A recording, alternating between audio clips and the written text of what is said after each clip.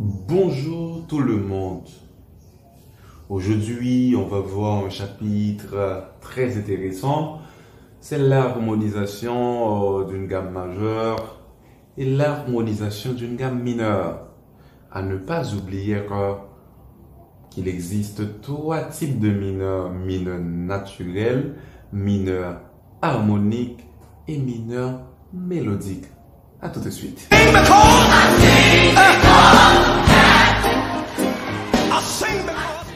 Donc, pour comprendre l'harmonie, quand on dit on va faire l'harmonisation d'une gamme, donc il faut faire l'histoire de la musique modale et de la musique tonale. C'est quoi la musique modale? C'est quoi la musique tonale? Donc, le monde musical se tourne autour de deux systèmes appelés système modal et système tonal. De l'Antiquité jusqu'à la fin du Moyen Âge, la musique se concentrait beaucoup plus sur les modes. Donc, c'est la musique modale.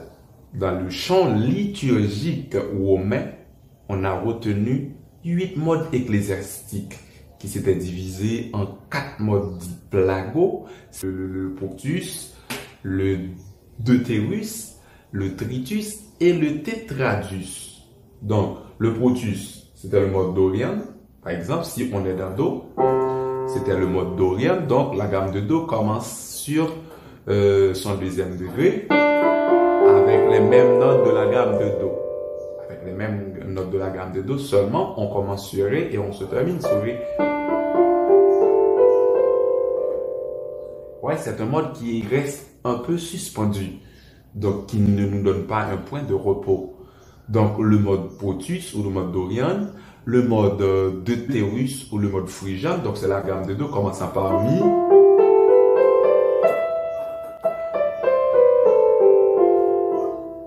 Voilà. Et le troisième mode, c'était le mode tritus, donc là encore le mode de Do commençant sur la note Fa.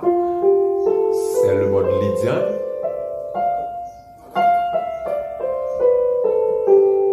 Encore un mode suspendu. Et enfin, le mode tétradus, c'est le mode ou mode mixolydien, c'est la gamme de Do commençant sur son 5e degré, mais avec les mêmes notes. Encore un mode suspendu. Donc, c'est autour de ces 4 modes-là donc se concentrait la musique modale. Donc, à partir du XVIIe siècle, le grand Sébastien Bach peut venir avec un système appelé, bien, un tempérament, appelé le tempérament égal ou le tempérament de Bach. Donc, il a pris l'octave. Quand je dis l'octave, c'est un ensemble de 8 notes naturelles, à savoir Do, Ré, Mi, Fa, Sol, La, Si, plus les 5 notes altérées, à savoir Do dièse, Ré dièse, Fa dièse, Sol dièse et La dièse. Et en bémol, c'est Ré bémol, Mi bémol, Sol bémol, La bémol et Si bémol.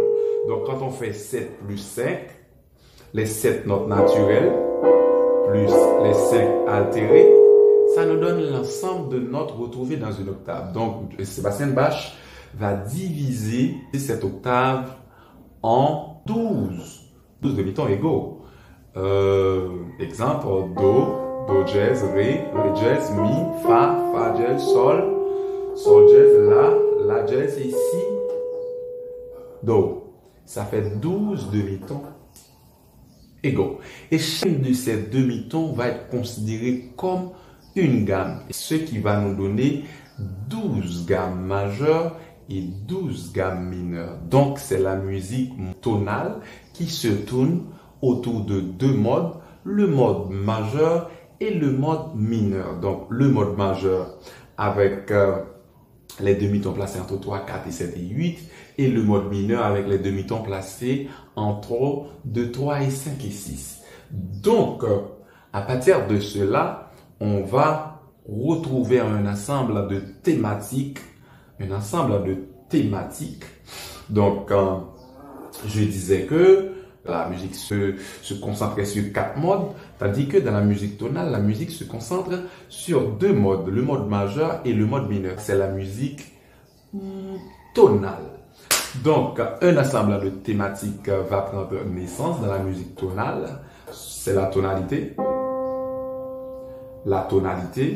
la gamme, l'échelle, le mode, les accords, ou bien l'accord, le degré et le ton. Donc, 6 choses qu'on va parler dans la musique tonale. Donc, toutes ces thématiques sont courbées sous les règles, sous les lois de l'harmonie. Donc, l'harmonie, par définition, c'est la science qui étudie les accords. Quand on est dans la musique modale, on voit de préférence la mélodie. Donc, c'est le contrepoint. Le contrepoint, c'est le fait de superposer plusieurs mélodies dans un même chant. Donc, on parle de l'horizontalité dans la musique modale parce que on lit les notes de gauche vers la droite. Donc, ce sont des mélodies, le contrepoint. Tandis que dans l'harmonie, ou bien dans la musique tonale, on parle de l'harmonie, de la verticalité. Donc, on lit les accords de bas en haut. Donc, la tonalité est-elle égale à la gamme? La gamme est-elle égale à l'échelle? Quelle est la différence qui existe entre ces mots-là? Donc, on va voir ça ensemble. I sing because I sing.